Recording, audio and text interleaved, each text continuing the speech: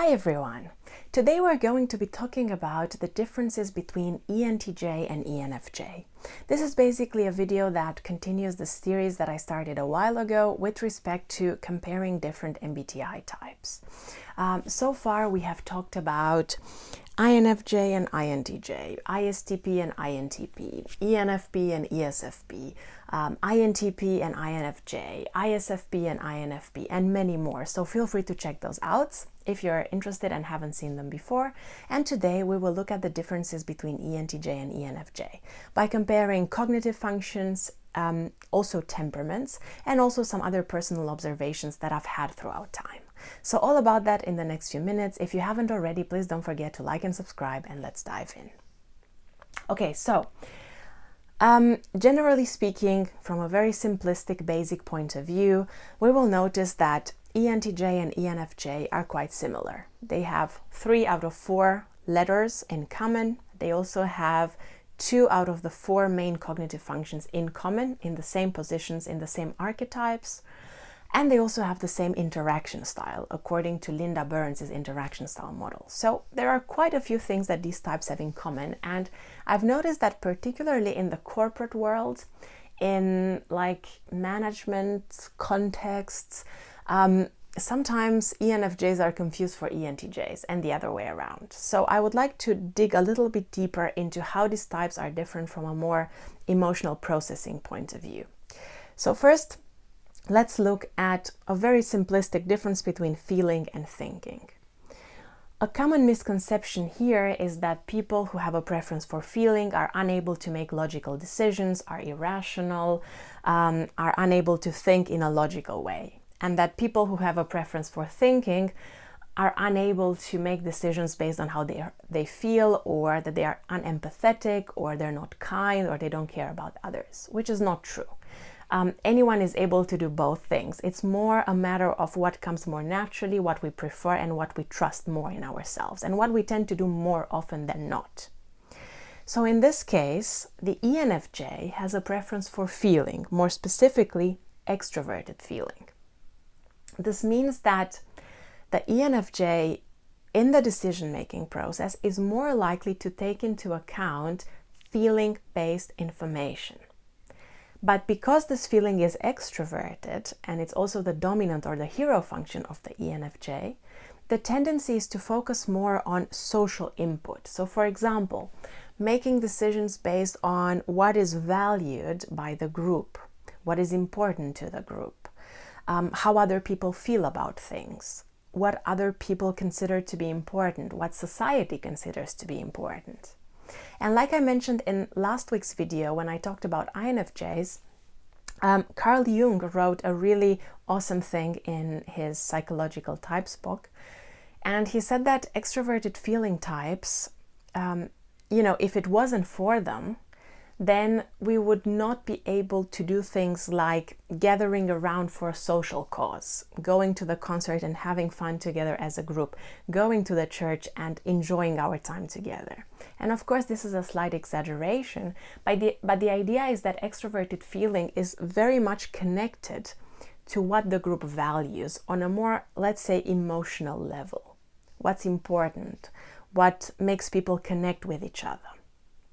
On the other hand, in the case of ENTJ, where we have a thinking preference and more specifically an extroverted thinking preference, it's not that these people are unable to see how other people feel or what's important to others. It's just that when they make decisions, this is not really the type of information that they prioritize. It's not as important to them as other aspects.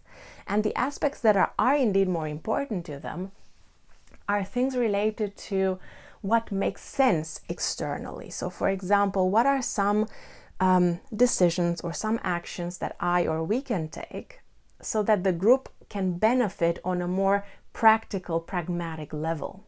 What are some decisions that we can take so that, the measure that we implement or the action that we take has a more practical, logical impact on the group? Again, to cite Carl Jung, he was saying something like this: extroverted thinking, or people who prefer extroverted thinking as a dominant function, like the ENTJ, have a tendency to find a ruling principle that they apply to the external world, which is why a lot of ENTJs tend to be much more, let's say, strict about certain decisions that they make or certain opinions that they have. They analyze the situation and then they say, okay, this particular measure, for example, will work in more contexts. And then you will have people who prefer introverted thinking, especially the TP types, who will come and say, yeah, but this depends because of this, and this, and this, and this. And you might annoy the ENTJ and they might say, well, yeah, it depends, but in most cases this works, okay? Also, extroverted thinking is more about getting input from the external world, checking your knowledge with the external world, making sure that the things that you are referencing or using in your decision making are also based on some sort of external expert feedback. So again, you see the difference. ENFJs with extroverted feeling, also an external focus, but more so on the values of the group, on the social input, on the feelings of other people, on the connection between others and what brings them together.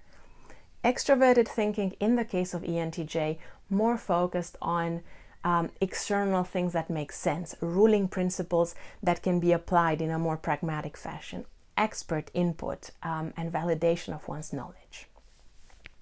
So this is a really key difference, probably the most important one that we can talk about, FE versus TE, because for these two types specifically, these are the hero functions. Now, a lot of the times we say that, FE and TE are complete opposites of each other. People who have a lot of FE do not have much TE and the other way around. But sometimes these functions can be confused for each other because behaviorally they can look quite similar. And I'm not just talking about FE and TE, I'm also talking about the other pairs, FI and TI, SE and SI, and E and NI. SE and NE and NI and SI. So functions that are both introverted or both extroverted, but seem to be in opposition, feeling thinking opposition or sensing intuition opposition. So by that, or in that sense, in the case of ENFJ and ENTJ, sometimes they can both look a little bit pushy with the external world, or a bit bossy, or a bit more domineering. And especially if you find them in like a more stereotypical ENTJ context, like, management or corporations or a technical field, I feel like a lot of ENFJs who are in those environments can look like a stereotypical ENTJ because they also tend to be more structured, or they also tend to be a little bit more bossy and domineering. But again, it's not necessarily about these very specific isolated behaviors. It's more about looking at the person holistically and also understanding their motivation and the way they process things to get to that decision. Okay. Now, from a temperament point of view, these two types again are quite different. ENFJs are an idealist type, whereas ENTJs are a rational type. NF versus NT. So in the case of ENFJ being idealists, there will be a stronger tendency to focus on human flourishing, on helping other people uncover their potential and live their potential, inspiring people, finding ways to collaborate with others or to foster collaborations between other people. There will be more of a focus to, idealize the future of humanity, the future of people, which is why stereotypically, but also in a reality kind of way, a lot of ENFJs do go for such professions. I know so many ENFJs who are educators, psychologists, psychotherapists, counselors, social workers, or work in maybe human resources, something that is very people-focused, people-centric. On the other hand, a lot of ENTJs go along with their own temperament, the rational temperament or the NT temperament, which is more focused also on idealizing the future, but more from a utilitarian point of view. NT types are utilitarian in their approach, meaning that rather than prioritizing collaboration, they are more likely to focus on finding solutions that also work for the world, work for humanity, coming up with systems, whether abstract systems or slightly more concrete systems that work for the world that they're in. They tend to be a little bit more analytical in the way they position themselves, a little bit more objective, and their communication style is a bit more pragmatic, more focused on finding solutions, things that work, rather than so much focus on like helping people flourish. Even if ENTJs go for jobs or professions where they are focused on people, they can also be, counselors or psychologists themselves. The focus will still be a bit less, at least internally, on uncovering human potential or bringing out what's best in people from an emotional point of view, but rather helping people find solutions to problems. There is this underlying approach that will still kind of dictate or influence the way ENTJs think. Okay, so I also mentioned at the beginning that ENFJs and ENTJs have the same interaction style. They are both control types, according to Linda Burns's model, which makes both of them a bit more directive in the way they communicate.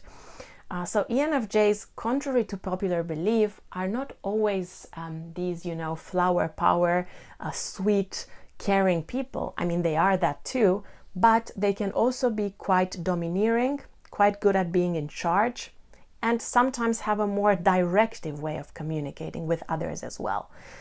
There's this like leader or manager energy that often comes out, even if the ENFJ does not work remotely, close to any such job or any such profession. Okay, so these are my thoughts on the most important differences between ENTJ and ENFJ. Thank you very much for being with me. Thank you for watching this video. I hope you enjoyed it, and I will see you next time with another video on typology.